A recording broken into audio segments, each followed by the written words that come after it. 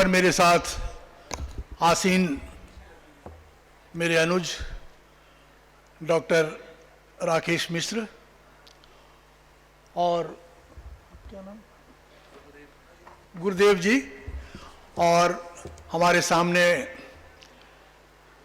शशि बाबू उपस्थित तथा प्रबुद्ध देवियों सज्जनों और इस कॉलेज के छात्र छात्राओं, मुझे हार्दिक प्रसन्नता हो रही है कि हिंदी के नाम पर आपने इतने बड़ा आयोजन संपादित कर दिया, त्रिदिवसीय, जिसमें राष्ट्रीय स्तर के कई बड़े साहित्यकारों ने अपनी उपस्थिति दर्ज कराई। निश्चय ही यह श्रेय भाई सुखदेव महतो और श्रीनाथ विश्वविद्यालय को जाता है कि झारखंड में हिंदी के नाम पर इतना बड़ा आयोजन शायद कहीं दूसरी जगह नहीं देखा गया।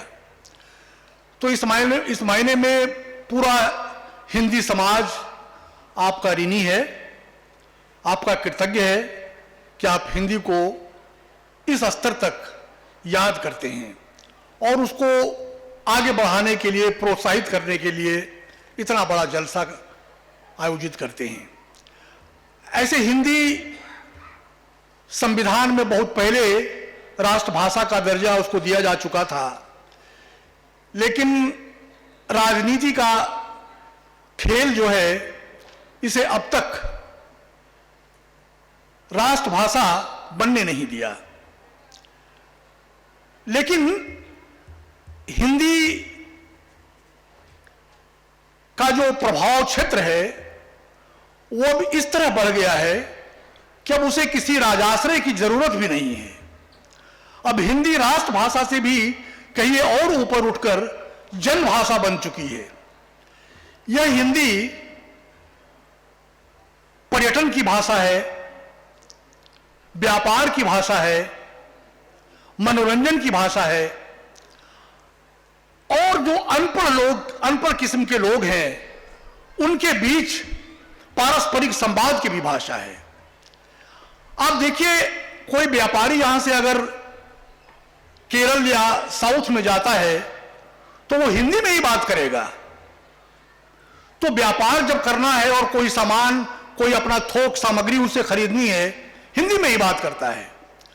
पर्यटन के लिए कोई जाते हैं सुदूर प्रदेशों में भ्रमण करने के लिए, तो वहां हिंदी ही उनके साथ उनका काम देती है। इसी तरह से आप देखते हैं कि जो जितने फिल्में जो बन रही है, जो राष्ट्रीय स्तर पर प्रसारित होती हैं, उनकी भाषा हिंदी है। तो इतना बड़ा सिनेमा जगत जो भारत का है, वो इतना बड़ा किसी देश में नहीं है। मनोरंजन की भाषा, मनोरंजन का केंद्र, और हिंदी विश्व के कम से कम 150 विश्वविद्यालयों में पढ़ाई जाती है। प्रेमचंद तो शायद जितने विश्वविद्यालयों में हिंदी पढ़ाई जाती है, प्रेमचंद प्राय हर जगह लगे हुए हैं। तो हिंदी को अब किसी मोहताज की जरूरत नहीं है कि कोई राजनीतिक पार्टी आएगी और हिंदी को राष्ट्रभाषा का दर्जा देगी, तब हिंदी राष्ट्रभाषा बनेगी। हिंदी को राष्ट्रभाषा बनने की अब जरूरत नहीं है, यह जनभाषा बन चुकी है।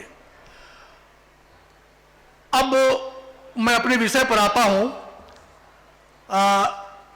राजनीति जो साहित्य में है, जो साहित्यकार हैं वो भी आम आदमी हैं, कोई दूसरे नक्षत्र से या दूसरे ग्रह से आए हुए प्राणी नहीं हैं। इसलिए जैसे आम लोगों में एक राजनीति होती है, ईर्ष्या होती है, द्वेष की भावना होती है, उसी तरह से साहित्य में भी है। हालांकि आपको देखने में ऐसा लगेगा कि साहित्य का कोई गुट नहीं है, लेकिन वस्तुतः साहित्य कई गुटों में बटा हुआ है। जैसे हमारा समाज कई गुटों में बटा हुआ है, जातीय आधार पर और धर्म के आधार, मजहब के आधार पर। उसी तरह से हमारा साहित्य भी कई गुटों में बटा हुआ है, और इसमें भी जो अपराध की भाषा मानी जाती है, माफिया, डॉन या महंत या मठाधीश, वो साहित्य में भी हैं। साहित्य में भी डॉन हैं, महंत हैं, मठाधीश हैं, जो किसी को उठा सकते हैं, किसी को गिरा सकते हैं। वो एक पत्रिका है काशी प्रतिमान, उसमें प्रकाश मनु ने एक लेख लिखा है। वो शैलेश मटियानी एक बहुत बड़े लेखक थे, तो उनके साथ किस तरह राजनीति हुई है उसके बारे में प्रकाश मनु ने बहुत अच्छी अभिव्यक्ति दी है। उन्होंने लिखा है कि अक्षरा पत्रिका में गोविंद मिश्र के नाम लिखा शैलेश मटियानी का पत्र, जिसमें उन्होंने राजनीति, वैचारिक संकीर्णता, दोनों के विभत्स चेहरे खुलकर आते हैं, ऐसा दिखाया है। इनके संगठन में न होने की वजह से, मैंने शैलेश मटियानी अब तो स्वर्गीय हैं, अब नहीं है हमारे बीच, तो उनके नहीं होने की वजह से उन्होंने लिखा है कि इनके संगठन में न होने की वजह से मुझे आकाशवाणी, दूरदर्शन और विश्वविद्यालयों के साथ साथ सरकारी संस्थाओं तक में जहां भी इनकी पहुंच रही, मुझे बिरादरी से बाहर ही नहीं रखा गया, बल्कि भरपूर कोशिशें की गई कि इनके दबावों के आगे घुटने टेक दूं। मैं आर्थिक मोर्चे पर आकाशवृत्ति के हवाले हूं। अक्सर साहित्यकार किसी नौकरी पेशे में होते हैं या प्राध्यापक होते हैं, तो उनका जीवन चर्या ठीक ठाक चल जाता है, लेकिन कोई अगर सिर्फ साहित्य पर टिक करके अपनी जिंदगी चलाना चाहे तो आज भी हमारे लिए बहुत मुश्किल काम है। लेकिन कुछ लेखक हुए हैं जो साहित्य पर ही टिके रहे, जैसे शैलेश मटियानी थे, उनमें राजेंद्र यादव बहुत हद तक थे, कई और लोग, कमलेश्वर वगैरह भी, कभी उन्होंने नौकरी बीच में, भले ही दूरदर्शन में निदेशक रहे, लेकिन कभी नौकरी नहीं की। तो जो साहित्य में टिके हुए लोग थे, उनके ऊपर भी किस तरह राजनीति होती है और उनको हर जगह से बेदखल किया जाता है। शैलेश मटियानी ने अपने दर्द को गोविंद मिश्र के नाम लिखे पत्र में उकेरा था। इसी तरह साहित्य के केंद्र में जो पत्रिकाएं होती है, खासकर उसके संपादक वो महंत बन जाते हैं और उनका भी एक गुट तैयार हो जाता है।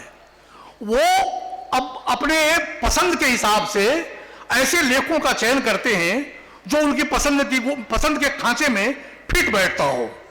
तो अब देखिए कि मैंने साहित्य किस तरह बढ़ता है या उसमें किस तरह राजनीति होती है। अब वो पत्रिका के जो संपादक हैं, हालांकि ऐसा नहीं है, वो तो अखबार के भी संपादक होते हैं, उनका भी एक गुट होता है और उनकी भी एक पसंद होती है। खासकर वो जो समाज के बड़े कहे जाने वाले लोग हैं, खासकर पूंजीपति वर्ग के लोग, जो धनाढ़ वर्ग लोग, सामंत लोग, उनकी सामग्री वो ज्यादा छापना पसंद करते हैं, उनके सुख दुख को ज्यादा बयान करते हैं। और दलितों, शोषितों, पीड़ितों, उपेक्षित पीड़ितों की कहानी, पीड़ितों के बारे में जो उनका क्या सामाजिक दशा है, इसके बारे में आज भी अखबारों में लिखने में थोड़ी सी आनाकानी की जाती है। तो ये जिस तरह से अखबारों की दुनिया में है, मीडिया की दुनिया में है, उसी तरह से साहित्य की दुनिया में भी है। अब साहित्य में एक और बीच में विवाद हुआ दलित लेखन का, कि कौन सा साहित्य दलित है और कौन सा दलित नहीं है, और कौन सा लेखक दलित लेखक माना जाएगा। इस पर भी बहुत विवाद हुआ साहित्य में और कई तरह के विचार आए। लेकिन कुछ लेखकों का मानना था कि साहित्य लेखन जो होता है वो जरूरी नहीं कि अगर चोर की कहानी आप लिखेंगे तो आपको चोर बनना पड़ेगा, आप घोड़े की कहानी लिखेंगे तो आपको घोड़ा बनना पड़ेगा, दलित की कहानी अगर लिखेंगे तो आपको दलित होना जरूरी नहीं है। कई लेखकों ने, गिरिराज किशोर और बहुत सारे नाम अभी बताया जा सकता है, वो उन्होंने दलित जीवन पर बहुत अच्छे उपन्यास लिखे और वो बहुत चर्चित रहे। तो इस तरह से ये एक विवाद चला कि दलित लेखन। फिर उसके बाद जब राजेंद्र यादव हंस के संपादक थे तो उस समय उन्होंने कई विमर्श चलाया, वो दलित विमर्श और उसके बाद स्त्री विमर्श। जब स्त्री विमर्श चला तो कई कमजोर लेखन भी स्त्री विमर्श के नाम पर पत्रिकाओं में प्रकाशित होनी शुरू हो गई।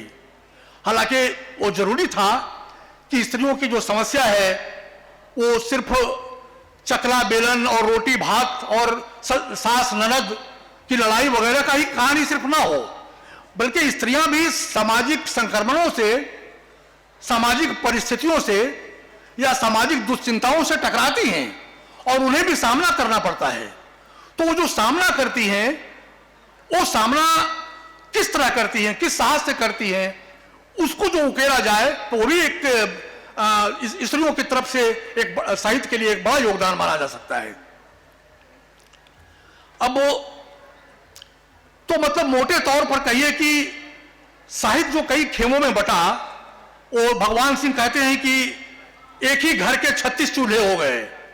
अब देखिए साहित्य में भी जनवादी लेखक संघ है, प्रगतिशील लेखक संघ है, जन संस्कृति मंच है, और उसके बाद अभी वो संघ परिवार की ओर से जन संस्कृति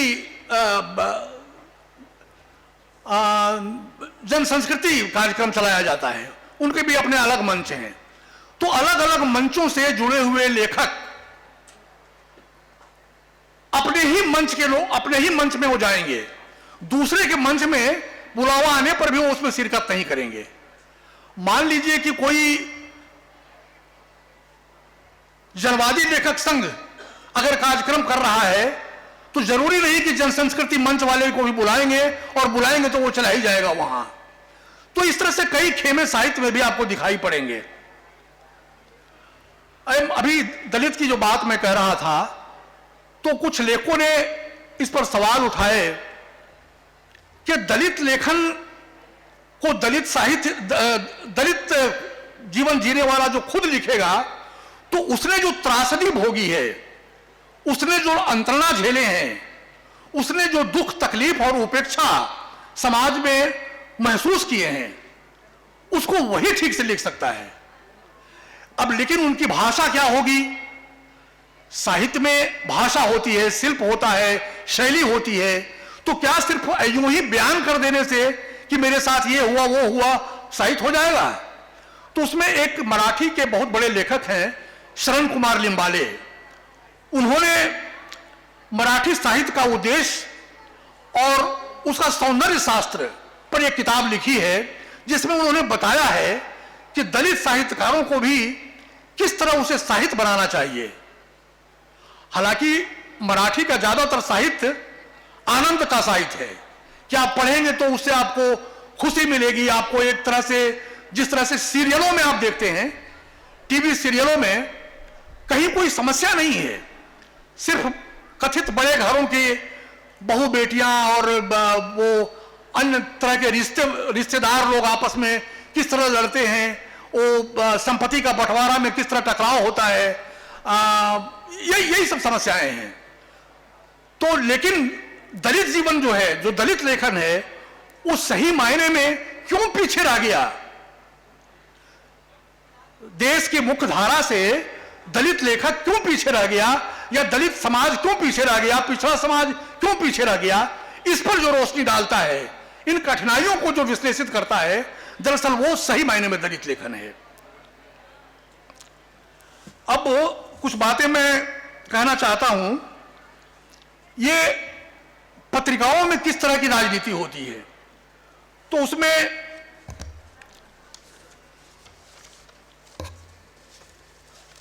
प्रेम कुमार मनी एक बहुत अच्छे लेखक हैं। उन्होंने दलित पर लिखा है कि डॉक्टर नामवर सिंह बहुत बड़े समीक्षक, आप लोग सब जानते होंगे, इधर उधर चाहे जो टिप्पणियां करते रहें और साहित्य में आरक्षण नहीं चलता कहकर साहित्य में दलित आंदोलन का चाहे जैसा मजाक उड़ा लें, उनकी पुस्तक दूसरी परंपरा की खोज वस्तुतः हिंदी के दलित लेखन आंदोलन का घोषणा पत्र की तरह ही है। आगे और मनी ने कहा है कि दलित साहित्य के नाम पर कुछ लोग साहित्य में एक अलग खेमा तैयार करना चाहते हैं। यह गलत है। दलित साहित्य को हिंदी साहित्य का केंद्रीय साहित्य, केंद्रीय आंदोलन बनाना है। जैसे कि कभी भक्ति आंदोलन और प्रगतिशील आंदोलन था। एक नया कुनबा अथवा प्रकोष्ठ तैयार करना ही यदि उद्देश्य रहा, तब फिर आंदोलन किस बात का। दलितों द्वारा दलितों पर लिखना अच्छी बात है, लेकिन दलितों द्वारा दलितों पर लिखने भर से दलित साहित्य नहीं हो जाता। जैसा कि मैंने अभी आपको कहा कि सिर्फ अपना दुख दर्द का यूं ही सपाट बयानी कर देना वो दलित साहित्य नहीं बन जाता। अब राजनीतिक संकीर्णता की बात, जैसे राजनीति में उठापटक है और खेमेबाजी है या फिर अलग पार्टियां हैं, उसी तरह से साहित्य में भी जो कई कई खेमे बटे हुए हैं, तो उस पर विष्णु खरे का एक बहुत अच्छा लेख है। उन्होंने कहा है कि कथा देश के फरवरी 2001 अंक में प्रकाशित विष्णु खरे के आलेख को इसमें नोट किया गया है, जिसमें खरे ने नामवर सिंह, राजेंद्र यादव, काशीनाथ सिंह, दूधनाथ सिंह और रविंद्र कालिया के लेखन को उचक्केपन, कमीनगी से भरे, भद्दे, दयनीय, दरिद्र, घिनौने, हिंदी को गंदा करने वाला बताया है। देखिए, लेखों के विचार किस तरह से एक दूसरे से अलग होते हैं और वो किस तरह एक दूसरे को गिराना चाहते हैं और कोई उठाना चाहते हैं, इस पर मैं बात कर रहा हूं। तो राजेंद्र यादव के लिए श्री खरे ने कहा कि ऐसों को भैंसों जैसे शरीर और बुद्धि वाली कथित औरतें भी उपलब्ध हो जाती हैं। इतनी कटु बयानी साहित्य में भी की जाती है। अब अभी जो कल आपके बीच में मुख्य वक्ता थे अखिलेश जी, उन्होंने कथा देश, अखिलेश ने इसी अपने संपादकीय में लिखा है कि कथा देश के मार्च 2001 अंक में, देखिए मुकदमे भी होते हैं किस तरह लेखों में, प्रकाशित उदय प्रकाश के एक वक्तव्य का उल्लेख किया है,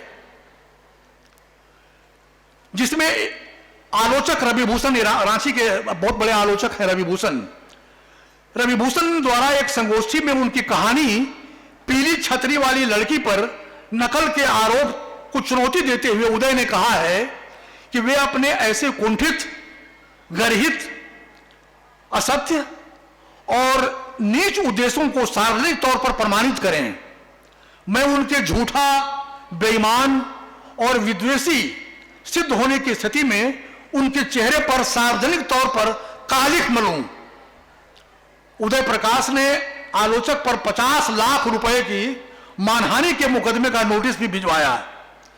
अखिलेश जी ने यहां सवाल उठाया था कि उदय प्रकाश ने हमेशा पाठकों की न्याय शक्ति पर ही भरोसा किया, लेकिन अब ऐसा क्या हो गया कि थाना, कचहरी, अदालत और वकील पाठकों से बेहतर मुंसिफ माने जाने लगे? क्या साहित्य में एक दिन वह भी आने वाला है कि अपने विरोधियों, आलोचकों, निंदकों, प्रतिद्वंदियों को ठीक करने के लिए गुंडों और माफियाओं की मदद ली जाएगी? मेरे विचार से, माने वो अखिलेश जी कह रहे हैं, राजनीति संकीर्णता और साहित्यिक प्रदूषण पर एक सघन सकारात्मक चिंता से लबरेज यह संपादकीय अत्यंत प्रासंगिक है।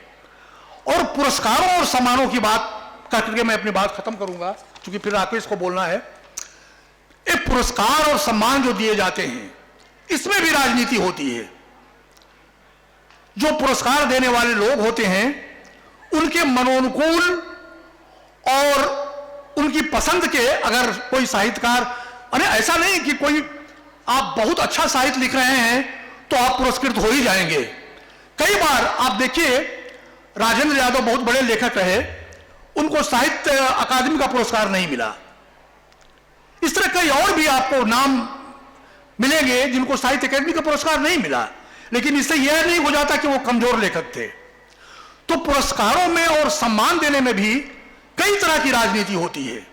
अपना पसंद का, अपने विचारों का वाहक और हमें मदद करने वाला, हमें आगे बढ़ाने वाला, प्रोत्साहित करने वाला, हमारा समर्थन करने वाला, ऐसे आदमी का चयन किया जाता है। तो पुरस्कारों और सम्मानों को विवाद आए दिन सुर्खियों में रहता है।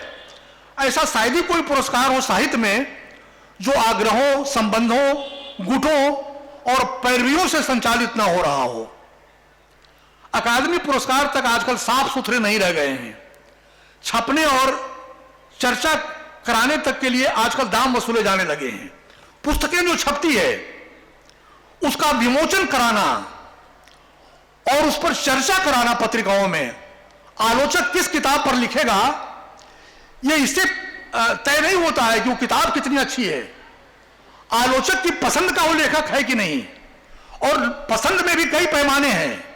उसके रिश्तेदार होना, उसके मित्र मंडली में होना, उसके जिला जवारी होना, उसके जाति का होना, ये सब चीजें साहित्य में भी है। तो पुरस्कारों के लिए भी जैसे चर्चा कराने के लिए इन चीजों का इस्तेमाल किया जाता है, उसी तरह से पुरस्कारों और सम्मानों के लिए भी। संचेतना एक पत्रिका है, उसमें शिवदान सिंह चौहान ने लिखा है कि साहित्य के क्षेत्र में भी बिचौलियों का गुट सक्रिय है, जो सरकारी विभागों या लाइब्रेरियों में नए प्रकाशनों की खरीद फरोख्त में उनके साहित्यिक स्तर को कसौटी न मानकर रिश्वत की रकम या कमीशन को निर्णायक मानता है। किस साहित्य की खरीद कहां होगी, अक्सर जो प्रकाशक साहित्य छापते हैं वो पाठकों के भरोसे कम रहते हैं। चूंकि आप सभी जानते हैं कि साहित्य पढ़ने वालों की संख्या हमेशा से देश में कम रही है। ये आज के समय में नहीं, आज तो खैर बहुत सारे चैनल्स आ गए हैं, आपका मोबाइल है, आपका इंटरनेट है, आपका कंप्यूटर है, उसमें बहुत सारी चीजें आ जा रही हैं और आपका बहुत समय उसमें जाया हो जा रहा है। और इसीलिए साहित्य, लोग कहते हैं कि साहित्य के पाठक कम हुए हैं, लेकिन साहित्य के पाठक आप आदि काल में भी देख लीजिए, भारतेंदु के समय में भी तो बहुत पाठक उस समय भी नहीं रहे। तो साहित्य जो पढ़ने वाले लोग हैं वो आज भी विद्यमान हैं, मौजूद हैं। इसलिए आप देखिए कि इतने प्रकाशन हैं, अभी प्रकाशक हैं जो थोक के भाव में किताबें छाप रहे हैं। अभी 8 से 16 तारीख तक दिल्ली में पुस्तक मेला लगने वाला है और उसमें लाखों की भीड़ होती है। पिछले साल पुस्तक मेला कोरोना के चलते नहीं लगा, लेकिन इस साल लगने जा रहा है। अब दुर्भाग्य से यहां जो पुस्तक मेला लगा करता था रविंद्र भवन में, वो 2 साल से वो भी बाधित है कोरोना के चलते। नहीं तो यहां भी पुस्तक मेला लगता है और उसमें करोड़ों की बिक्री होती है, लोग किताबें खरीदते हैं। किताबों का विकल्प टेलीविजन कभी नहीं हो सकता। आप जो टेलीविजन में सीरियल देखते हैं, वो सीरियल में कोई सामाजिक समस्या या कोई सामाजिक संक्रमण का नामो निशान नहीं है। उसमें सभी खाए पिए घाये लोगों की जिंदगी के वो बिल्कुल बेमतलब के टकराव सी सामग्री रहती है उसमें। और वो जीवन जो आपको चकमक दिखाया जाता है, वो जीवन वस्तुतः हमारे पास है ही नहीं, वो सारा आरोपित और थोपा हुआ जीवन है। तो कतई सीरियल्स जो है या कुछ फिल्मों को छोड़ दें तो बाकी जो फिल्में बन रही है वो सती फिल्में और बाजारू फिल्में, वो कभी विकल्प नहीं हो सकती किताबों की। तो किताबें छप रही है, प्रकाशक रोज रोज नए नए प्रकाशक जन्म ले रहे हैं। और अखबारों में देखिए आप, इसी शहर में पहले सिर्फ एक उदित वाणी अखबार हुआ करता था, आज 7-8 अखबार आ गए हैं। तो अखबार जब पढ़ते नहीं, हिंदी के सारे अखबार हैं, तो जब पढ़ते नहीं है पाठकों की संख्या अगर कम होती तो इतने अखबार क्यों आते? तो पाठकों की संख्या तो लगातार बढ़ रही है। समाचार तो आपके मोबाइल में हर सेकंड में आ जाता है, क्या दिल्ली में घटा, क्या कश्मीर में घटना घटी, लेकिन फिर भी आप अखबार खरीदते हैं। चूंकि अखबार जो सुख देता है, अखबार को जिस तरह आप पढ़ सकते हैं उस तरह आप टकटकी लगाकर मोबाइल में या कंप्यूटर में या फिर टेलीविजन में नहीं देख सकते। इसलिए मुद्रित जगत का, किताबों का कोई विकल्प नहीं है और वो कभी मरने वाला नहीं है।